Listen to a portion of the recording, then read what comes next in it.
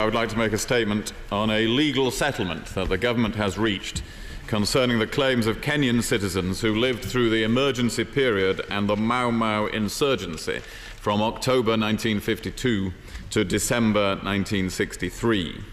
During the emergency period, widespread violence was committed by both sides, and most of the victims were Kenyan. Many thousands of Mau Mau members were killed, while the Mau Mau themselves were responsible for the deaths of over 2,000 people, including 200 casualties among the British regiments and police. Emergency regulations were introduced, political organisations were banned, prohibited areas were created, and provisions for detention without trial were enacted. The colonial authorities made unprecedented use of capital punishment and sanctioned harsh prison, so-called rehabilitation regimes. Many of those detained were never tried, and the links of many with the Mau Mau were never proven. There was recognition at the time of the brutality of these repressive measures and the shocking level of violence, including an important debate in this House on the infamous events at Hola Camp in 1959. We recognise that British personnel were called upon to serve in difficult and dangerous circumstances. Many members of the colonial service contributed to establishing the institutions that underpin Kenya today, and we acknowledge their contribution.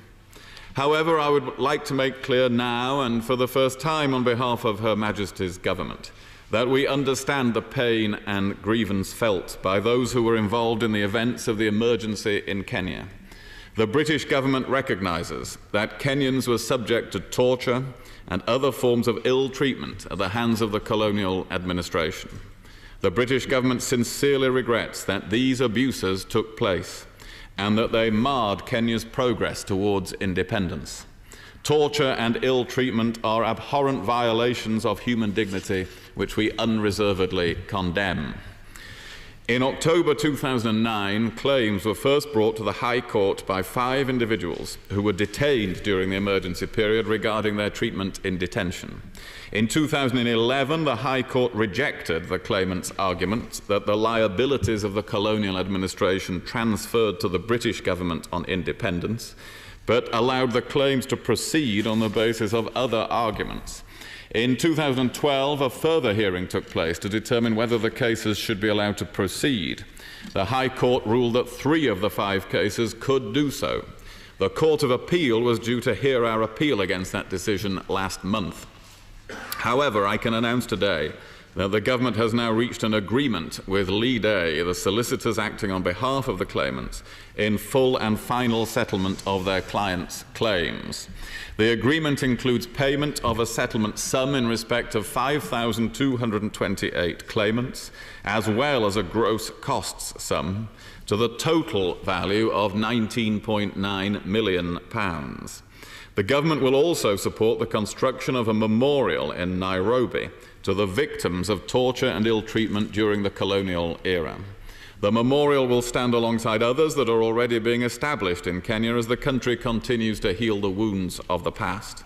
And the British High Commissioner in Nairobi is also today making a public statement to members of the Mau Mau War Veterans Association in Kenya, explaining the settlement and expressing our regret for the events of the emergency period. Mr. Speaker, this settlement provides recognition of the suffering and injustice that took place in Kenya.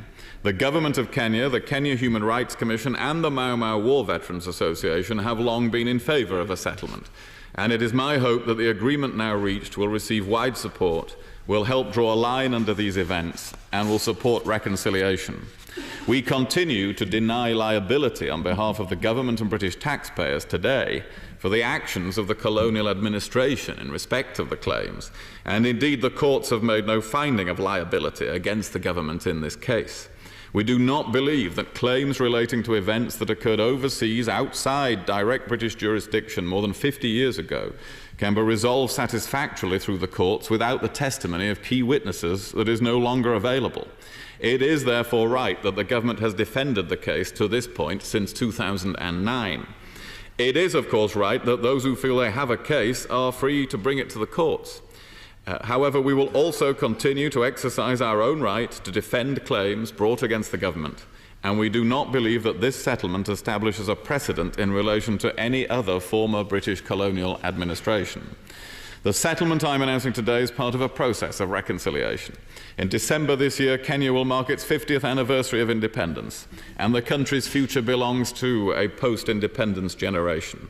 We do not want our current and future relations with Kenya to be overshadowed by the past. Today, we are bound together by commercial, security, and personal links that benefit both our countries. We are working together closely to build a more stable region. Bilateral trade between the UK and Kenya amounts to £1 billion each year, and around 200,000 Britons visit Kenya annually. Although we should never forget history, and indeed must always seek to learn from it, we should also look to the future, strengthening a relationship that will promote the security and prosperity of both our nations. I trust that this settlement will support that process, the ability to recognise error in the past, but also to build the strongest possible foundation for cooperation and friendship in the future, are both hallmarks of our democracy.